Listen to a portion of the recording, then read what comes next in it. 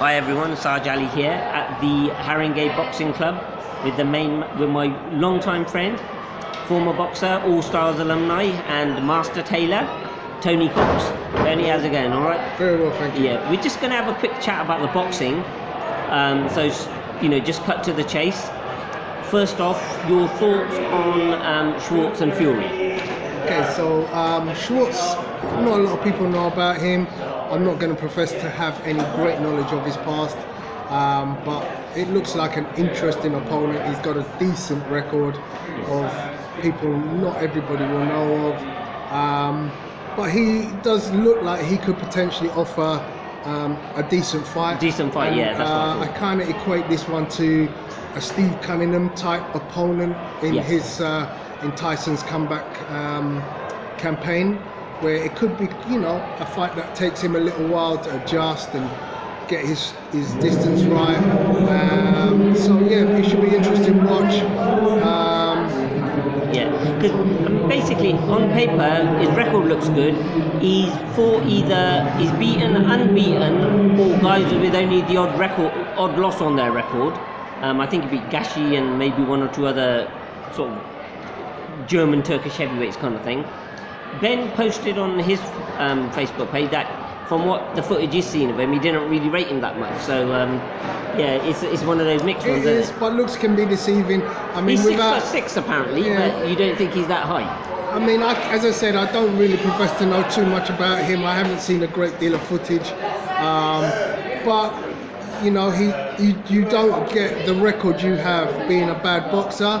So potential banana skin. I mean, some people are going to be looking at it and thinking, could the impossible happen? And could we see? Do you think the Joshua loss has sort of like added an extra veneer on it, which might not otherwise have been there? It probably has, and it probably heightens everybody's veneer, so to speak, who's got an unbeaten record, because it just goes to show anybody can take an L if their opponent is motivated and certain conditions happen.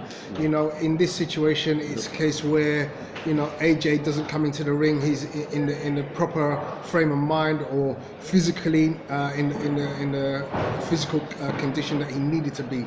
Yeah. Interesting. So just so happened we've just gone on to the AJ thing. You brought that up inadvertently. What's your take? What happened? What do you think? What sort of went wrong? Because it all looked a bit surreal to me. I even said that on Ben's page. I keep referring to Ben because that's our sort of like communal go-to page, so to speak. But he just looked surreal. He sort of looked a bit. It all looked a bit sort of all sort of Hollywood and all produced kind of thing. It didn't look. Well, what I would say with AJ is, I don't think he buys into his celebrity. Yeah, he's not really a rough and he's sort of like a cheery type of chap anyway, isn't he? He's a lovely guy as a person. When you look at the way he trains and where he stations himself, especially when he's in Sheffield, in a very small flat. Yeah. He's not a guy. They had it on cribs. He's not a very big guy on, celebrity. I personally don't think so. Yeah. So he's obviously been projected as this media darling, whereas I think he does it reluctantly. Yeah. So it boils down, how was his physical attributes on the night, and I think he's always well prepared. He never underestimates opponent from a physical perspective. He's trained, he's ready for 12 rounds. However, there's an intangible that every boxer carries with him, and that's whether you're mentally ready to step into the ring and perform. And on certain nights, any given fighter can have that off night and not be the the man. The man. As good as they're meant to be. Something lacking. Everyone knows that. For instance, when Sugar Ray walked into the ring against Duran, we all had, those of us of an age had Leonard as the overwhelming favourite. The first fight, yeah. And we all thought he was going to do something that he normally does, just outbox his opponent. But in this one night, for some reason, Ray changed his whole mentality, and something got to him with Duran and his build-up, and it created a fight that ultimately ended up with his first loss. Yeah. So these things can happen. These are intangibles that boxers face. It just I happened think then. it's a one-off situation. I don't think it will be one that will, it will spur him on. Yeah. I don't think it will last too long in our memories. So should he come back and do what we think he can do? So you think the rematch? I mean, basically the rematch, the clause is there. A bit of shenanigans seem to have taken place since, with I think the Ruse camps asking for 50 million or something like that. What do you think? How do you think it pans out now? Okay, so rematch will happen. The rematch has already been invoked by Matchroom anyway, so that's going to happen. That's a guarantee. Yeah, because it's a legal binding. In terms of the money, that's already been agreed in the pre-contract. So it doesn't really matter how much you ask for. That's non-negotiable. You already negotiated your fee prior to the first fight. Yeah. That's part of a renegotiation clause. Is how much will I get in the second fight? So AJ will still be the A side, and he will still get the majority slice of the pie. In terms of how it pans out, I expect AJ to come back out as a different animal and perform in a much better way. Do you think it needs big changes or just little tweaks here and there? Just tweaks. Yeah, that's what I think. I think it's mental more than physical. I think if he gets back down to his fundamentals and gets his brain, yeah, absolutely. Yeah. A very good example of just getting your brain back onto the job in hand and making sure that your preparation is absolutely right mentally as well as physically. And then, do you think, going back to the start, Fury comes through this, then it's basically a rematch with Wilder, isn't it? Yeah, that's what I hear. That's what I believe is being spoken about. So yeah, we look forward to that because the first fight was a classic, and the second one I expect nothing else but a second classic. Two styles just made for each other. Two very long, lanky guys. With styles that create for a great fight. Yeah. And then going down the weights quite a bit, Galahad and Warrington. How do you see that? Barnstormer. It's a barnstormer. It's a fight for the ages. Do you think Galahad? Because correct me if I'm wrong. Because before the layoff, the drugs thing and all that, Galahad, I think, was bantamweight, wasn't he? Super bantam, and now he's moving up to feather. A bit like Hamid, basically. But he is a good technical fighter. I just wonder whether Josh Warrington's his work rate and his overwhelming offense he's got will quite be a bit too tenacity. much. Yeah. For Galahad, but if he can weather the storm and he can get his own game initiated, then it becomes a very interesting fight. Do you think Galahad's got the power to trouble? Because with Hamid, it was his unique power that I don't helped think he him has move the up power. the weight. I don't think I don't see him as a dynamic puncher. I think of him as an accurate puncher. But not a powerful puncher.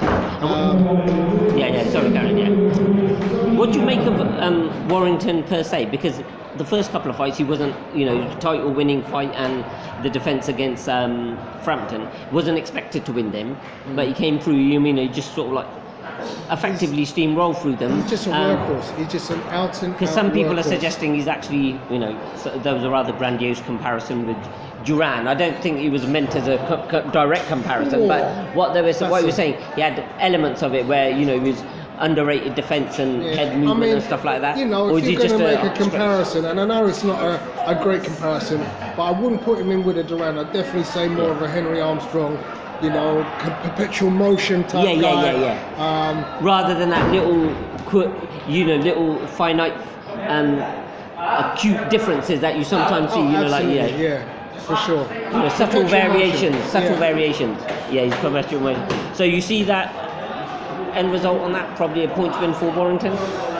Late stoppage. Probably. Yeah, one or t'other. However, I'm not writing off Galahad. I think he's, as I said, technically a very good fighter. Whether he can withstand Warrington's tirade and come back with his own game plan, which he will have eked out to how to defeat that perpetual motion. If he can put and hold the centre of the ring, perhaps he can cause an upset. But either way, I see it as a barnstormer because I see Galahad as a tough kid, and you know, if he needs to, he digs deep. So Yeah. it's going to be an interesting fight. Yeah. Anything else on the horizon, boxing horizon, that you see panning out, or you got your eyes on? Well, there's all sorts. I mean, I look forward to Usyk, Yeah. his heavyweight debut. Nathan Gorman against Yeah, Dubois looks to be again an interesting fight. Yeah. I love a domestic tear up in the heavyweights. I do. Yeah. So this one promises to be one. Yeah. David Price against Dave Allen. I saw Dave Allen. We sat next to each other in. He's had a very good little renaissance, hasn't he? 3 or 4 fights where And he if did. you've seen his physique of late, you see that he's actually putting a hell of a lot of work. Yeah, it is. Yeah. So yeah, you know, there's some pretty And then decent. Joyce is fighting Jennings, I think. Is it Jennings? Yeah, Brian yeah, Jennings? And I Brandon think Brian Jennings. Jennings. Brian Jennings, Yeah, yeah. and Brian Jennings was, I think, sort of like world title challenger. Yeah, something like that. Yeah. So it's an interesting set of fights coming up in the heavyweight division. If I'm not mistaken, the Charlos are out in the next couple of weeks. Yeah. Those are two kids I love watching. Yeah. Obviously, one is Because one of coming them off lost, of didn't they? defence. Yeah. So it'd be interesting to see. They're fighting on consecutive weekends. But I always look forward to seeing those two guys and seeing if they can re-establish themselves after a little bit of patchy. Yeah. Who would you see as the best of the next generation of British heavyweights then? It's a tough one to call. I mean, I thought Gorman, you know, somebody's posted on Facebook that Dubois is a bit sort of robotic and whatnot, and I thought I didn't think Gorman was too sharpish, but somebody said he's actually quite nifty and nimble. Yeah. I mean, I like They have Dubois. different characteristics, don't I they? think Joe Joyce is a little bit too robotic. Yeah. A little bit too static on his feet. Sorry. Sorry, no, we'll behave. We'll behave. I'm interested to see the development of Dubois because if I look at his fights one after the other, he's showing steady signs of improvement. Who's that? Danny Dubois. Dubois, and he looked quite good against Lamptey. I saw that. Yeah. I mean, you know, Lamptey gave still him a long way to thing- go, but and he's young as well. He's only about 20 or something, isn't he? He's got the age on his side, and he's got a good learning brain, I believe. If he's got the right people behind him, I think he can go far. Yeah, it's good. All right, Tony. I think that's all our catch up. So Okay. Thanks again. thanks again. Take care. Bye.